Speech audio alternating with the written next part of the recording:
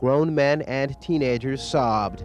More than 400 people came to say goodbye to the teen affectionately known as Tosh. Friends remembered Campbell not as a drug user, but as a fun and friendly teenager who loved horses and riding. Tasha, I am so incredibly thankful that I was a part of your life. I hope that you find the happiness that you were looking for. She really was beautiful inside and out.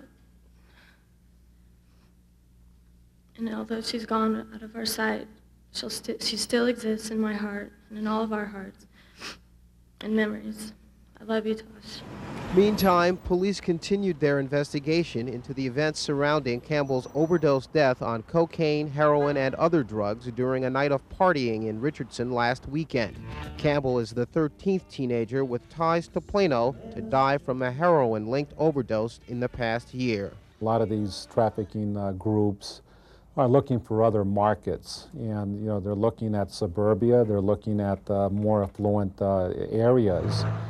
For example, Plano, where there's kids have money. As the memorial service for Natasha Campbell ended, young people got this warning. Maybe this is the very thing that'll turn your life around. Maybe this is the very thing to make you realize that you're not bulletproof. Doug Wilson, Channel 8 News. Plus like $500 a day. $500 a day? Yeah, towards the end. It progressed, got higher. We'll call her Jane. It's not her real name, but her name doesn't matter.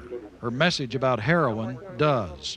You can't think, you don't know who you are. You have no identity, you have nothing. And I was really sick of being like that. And I was really sick of having no life and no family, and all my friends, that weren't addicts too, they left because they couldn't, you can only hurt someone so much. And I just kept hurting and hurting and hurting, and it killed my life. Jane is one of the lucky ones. At 17, she's a drug addict on the mend. A 16-year-old junior at Plano Senior High died over the weekend, apparently from an overdose of heroin. It's apparent it's becoming the drug of choice. Plano Police Chief Bruce Glasscock says so far this year, 12 Plano residents have died from heroin. It's a serious problem that draws hundreds of concerned citizens to seminars like this one in September. Participants learn what to look for, like gobs of Mexican black tar heroin or Chiva, capsules of ground-up heroin mixed with an antihistamine.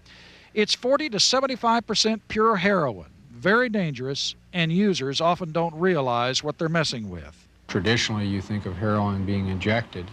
Now these kids are snorting it and smoking it, and that's because of the high purity levels, and they think it's safe. These kids out here in Plano, I know all you guys, and you guys are all getting messed up, and you're all gonna die if you don't quit. That's all there is to it. We have information that there's a unknown Hispanic suspects in the 18th and Avenue G area selling openly capsules of heroin. Plano police prepare to ruin someone's day, but the person they're targeting has been ruining people's lives. He's a drug dealer. The 35-year-old man who was arrested sold 6 capsules of Chiva to an undercover officer for $10 each. He had 9 more in his pocket. Chiva is Mexican black tar heroin mixed with an antihistamine, and it's hot stuff. It's apparent it's becoming the drug of choice. Plano Police Chief Bruce Glasscock says heroin is believed responsible for the death of a 16-year-old Plano Senior High School student over the weekend in Denton, the 12th heroin victim with ties to Plano this year. Traditionally, you think of heroin being injected. Now these kids are snorting it and smoking it, and that's because of the high purity levels, and they think it's safe. It's deadly. I mean, it controls your life. It controls you. It changes who you are and destroys everything that you have. A 17-year-old high school senior from Plano we'll call Jane first tried drugs at the age of 8. Her habit got so bad she was spending $500 a day to feed it, and her family, she says, engaged in denial. They didn't want to know. They didn't want to believe. They couldn't believe. Plano police are now targeting street dealers, but they also appeal for help from parents. What to look for in your children?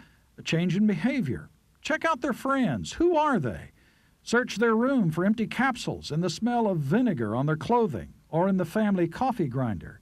They could be making their own chiva. And those who have been there can tell you it's a dead-end street.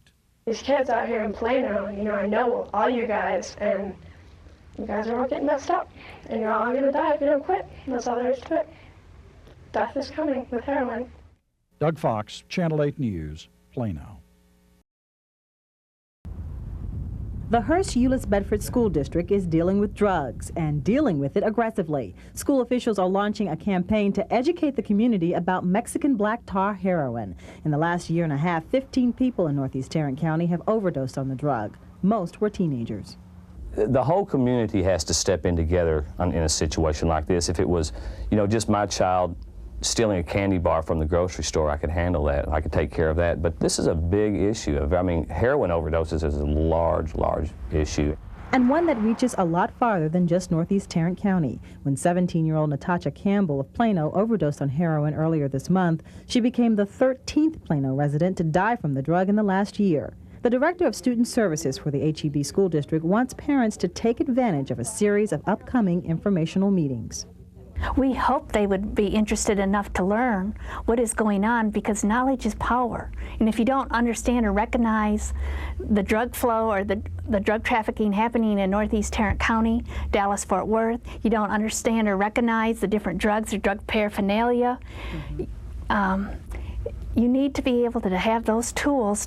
McCabe says students who are experimenting with drugs have found ways to hide their habit, but with the help of DEA agents, local police officers, and hospital workers, she hopes to answer all the questions parents are asking. What is actually going on here in Northeast Tarrant County? How does one recognize drugs? What are the tricks of the trade the students or children are using today to conceal the drugs? I think it'll make a very big impact once we get our plan together and get it out to the community. If we can save one kid, it's been worth the whole meetings. Angela Davis, Channel 8 News, Bedford.